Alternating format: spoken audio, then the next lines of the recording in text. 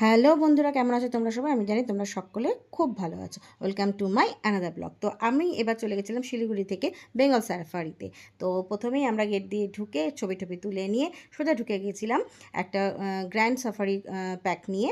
তো আমরা সঙ্গে সঙ্গে গাড়ি পেয়ে গিয়েছিলাম। তো ফার্স্টেই ঢুকে পড়েছিলাম গাড়ি নিয়ে আমরা জঙ্গলের উদ্দেশ্যে। তো প্রথমেই কিছু ময়ূরীর সাথে সাক্ষাৎ করে নিয়ে তারপরে আমাদের সাথে দেখা মিলল কিছু হরিণ অনেকই ছিল। তো আমি যে দিকটাতে বসেছিলাম সেদিকে এই কটাই ছিল।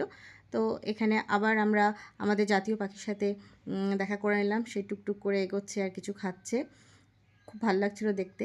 তারপরে সেখান থেকে আরেকটুখানি এগিয়ে গিয়ে আমরা অনেক গুলো ময়ূরী দেখছিলাম।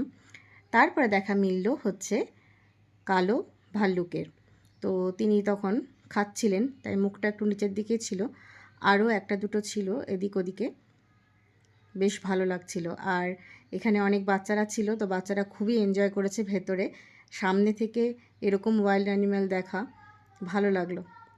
তারপরে আমরা দেখতে পেলাম চিতা না, এটা লেপার্ড, অনেক দূরে আছে খাঁচার মধ্যে।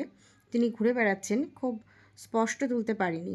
তারপরে আমাদের জাতীয় পশু দ্য রয়্যাল বেঙ্গল টাইগারের সাথে দেখা হলো। তিনারা ঘুমোচ্ছিলেন, খুব আয়েশ করে ঘুমোচ্ছিলেন। একবার মাথা তুলেছিল, তারপরে আবার শুয়ে পড়েছিল। তো সেটাই দেখলাম, দেখে আমরা আবার ব্যাক টু প্যাভিলিয়ন। তো বেশ খুব সুন্দর 45 থেকে 50 মিনিট মতন ঘুরলাম, তারপরে আবার ফিরে চলে আসলাম। Tata, bye bye.